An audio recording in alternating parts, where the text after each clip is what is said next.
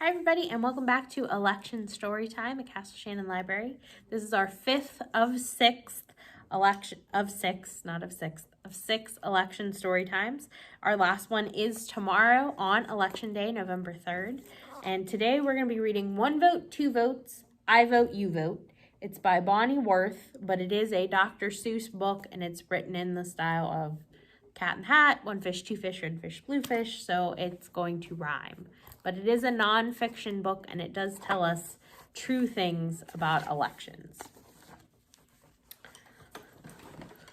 Voting is something we do every day. It's a way we can choose that gives us our own say.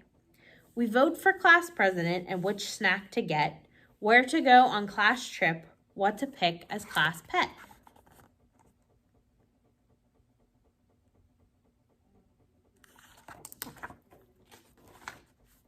Voting gives each of us our very own voice. It allows a large group to make one single choice.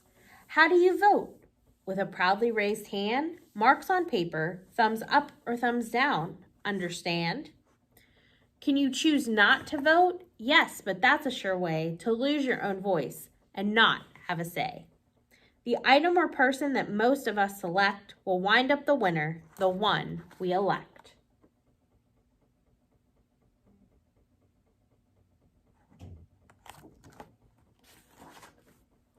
The biggest of all America's voting events chooses our president and vice president. Are presidents important? Oh yes, they are very. They head up the government and the military. Vice presidents take over on the unhappy day when president gets sick or else pass away.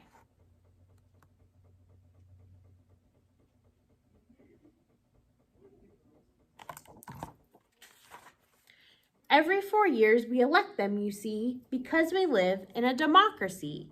A government for the people and run by them too, which means that this country is governed by you.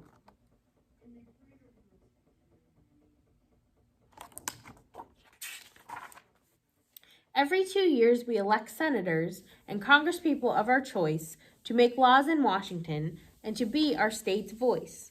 We also elect sheriffs and mayors and such. Do local elections count? You bet, just as much. When our founders drew up the Constitution, it's true, they said folks should vote, but they did not say who.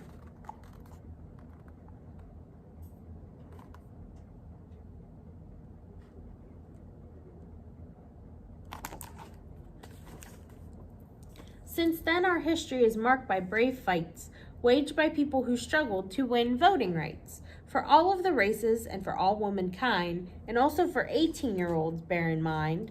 That means that quite soon you will get to vote too, so please pay attention. This matters to you. It says Voting Rights Timeline. Here it says in 1870, 15th Amendment, black men can vote. In 1920, 19th Amendment, women can vote. 1924, Citizenship Act, Native Americans can vote. And in 1971, 26th Amendment, 18-year-olds can vote.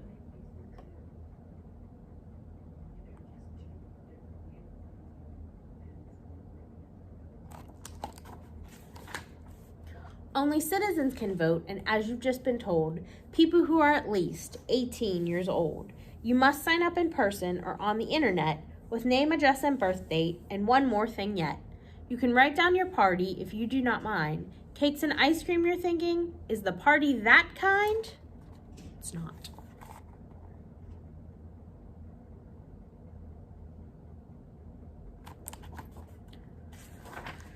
This kind of party I'm here to report is the kind that we know of the political sort.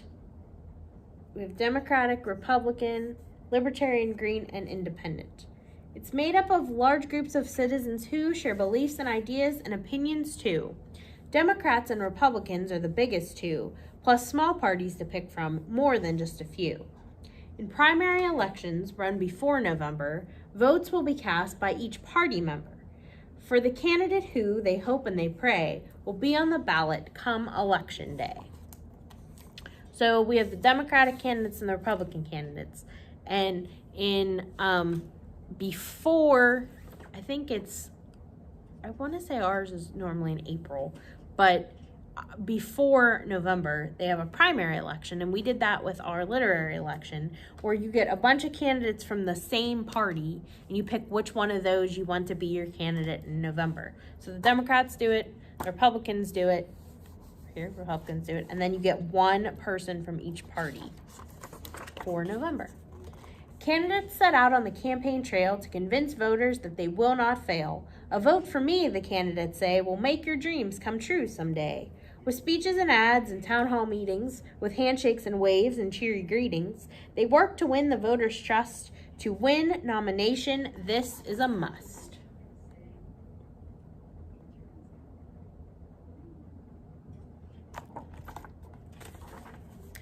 I may be wrong, but it does seem to me that voting is one big responsibility. As a voter, you must follow news carefully. You should read, watch, and listen, and then try to see what the candidates if elected plan to do. What are their beliefs? Do they ring true for you?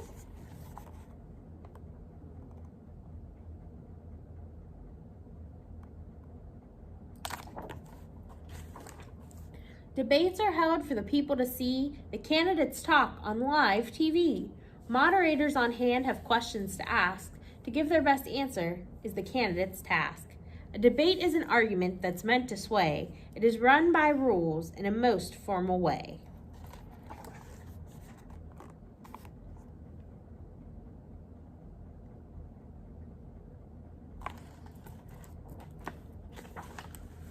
At meetings called rallies, supporters get out to cheer the candidate they care most about.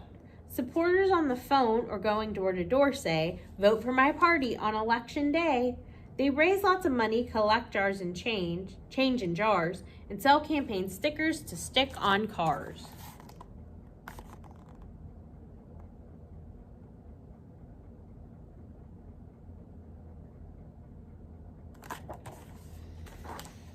George Washington won the vote, so I have been told, during a winter that was snowy and cold. In 1845, Congress passed a vote to say there would be an earlier election day. The day each year is easy to remember. It's the Tuesday after the first Monday in November. This date was chosen for a very good reason. It came at the end of the harvesting season.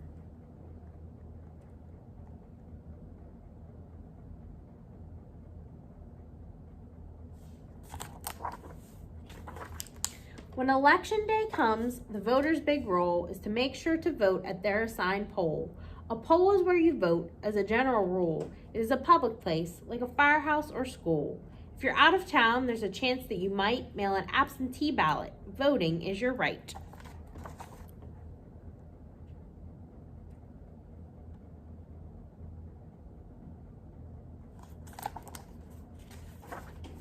People cast their votes by different means, ballots fed into computers or direct voting machines.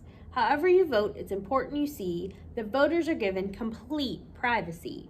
A curtain or screen protects voters from view. This ensures that your vote is known only to you.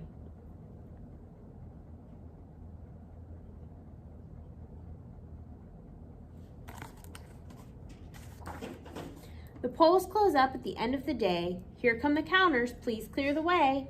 By special computer, poll results are scanned, but some votes are still counted out by hand. The results are sent to the Board of Elections, which declares the winner after careful inspection.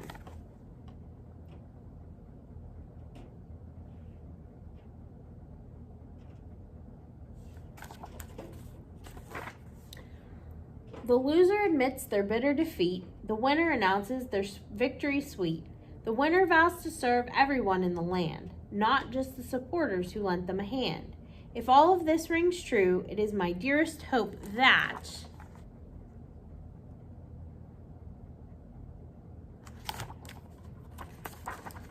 you will cast your first vote for the cat in the hat.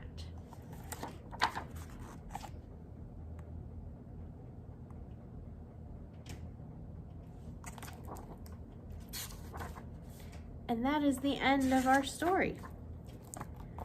We hope you enjoyed this election story time. There is one more tomorrow, and tomorrow is also our literary presidential election. It starts at 8 o'clock in the morning, and the polls or the Google form closes at 7:30 p.m. To ensure that everybody only gets one vote, you do have to put in an email address, because that's the only way I can make the Google form only take one response from each person. But it is anonymous, just like the book said. You get total privacy, and only you know your vote. So we hope that you will join us and do that. And we can't wait to see you back at the library soon. Have a great day.